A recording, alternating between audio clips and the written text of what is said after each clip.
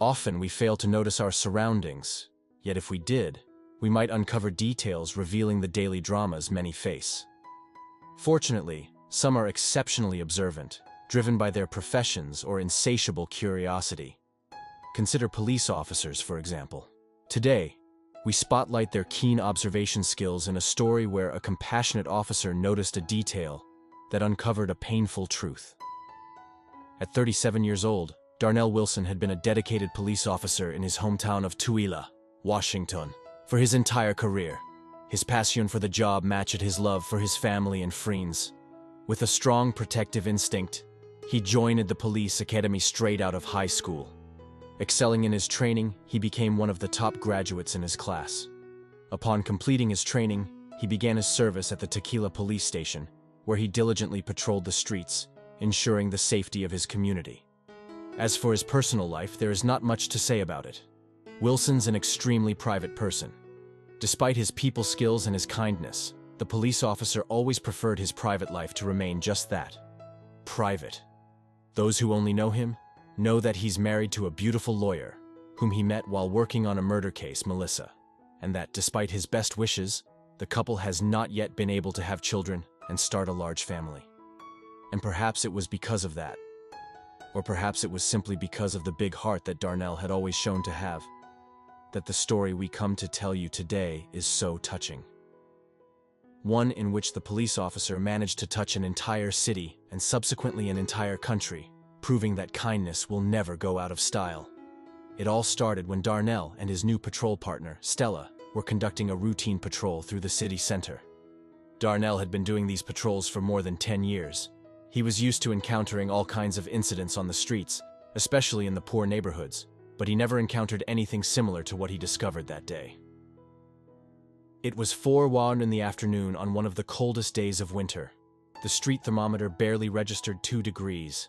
Anyone who was outside at that time and in those conditions would do so by dressing warmly.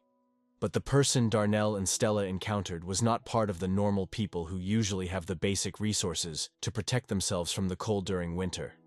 It was a boy, a very young boy who couldn't have been more than 8 years old, and was playing outdoors without shoes, wearing only bloody socks for protection. Darnell couldn't believe his eyes.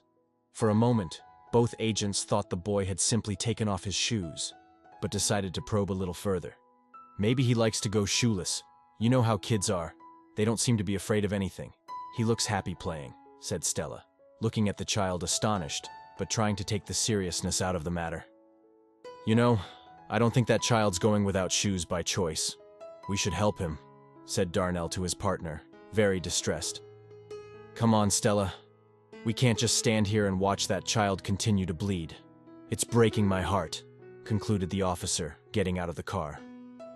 They stopped the car at the beginning of the street and walked over to where the child was playing. Here was a cheerful boy playing non-stop with a small old ball and smiling, despite the sorry state he was in. There didn't seem to be anyone supervising him or taking care of him either, something that didn't surprise Darnell, given his experience in the poor neighborhoods. Wait here, Stella. I'd better go by myself first, said Darnell, indicating to his companion to wait on the opposite sidewalk while he talked to the child. Of course, I'll wait until you tell me it's best not to crowd him, Stella said. The girl had barely been patrolling the streets for a few months, so she hardly had any experience handling this kind of situation. She just stared at her superior and waited for further instruction. Darnell decided to approach the boy and pretend nothing was wrong. So, he kept his police badge and took off his cap. The officer simply wanted the boy not to be scared and trust him to explain what was happening to him, as he knew that people in those neighborhoods didn't trust the police more often than not. Darnell walked over to the boy and asked if he could play with him. The boy said yes with a slight nod and passed him the ball. Wow, you really kick hard. You should get into it. Who's your favorite soccer player? Darnell asked, trying to win the boy's trust by little. Messi, of course, but I'll never be able to play like him.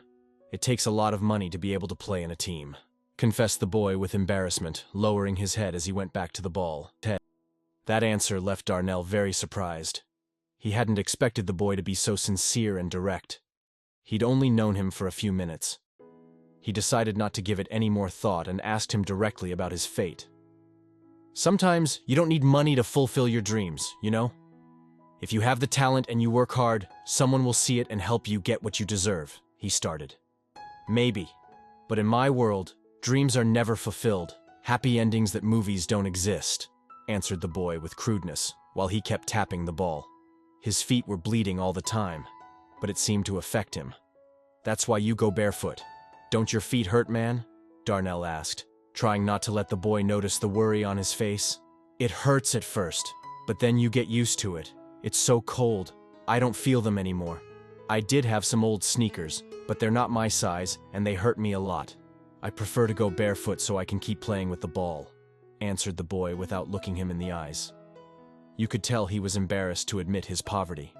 Hearing him say that, both Darnell and his partner, who was listening to it all from across the street, were dumbfounded and decided to do something about it.